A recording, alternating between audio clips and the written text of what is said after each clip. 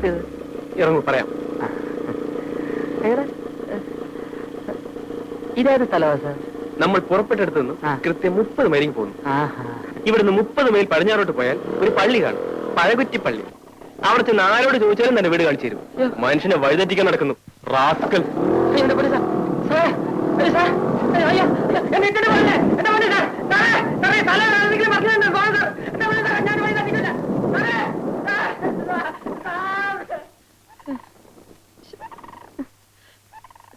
പൈസ പോലും ഇല്ല. ഒരാവശ്യമില്ലാത്ത പണിയായിപ്പോയി.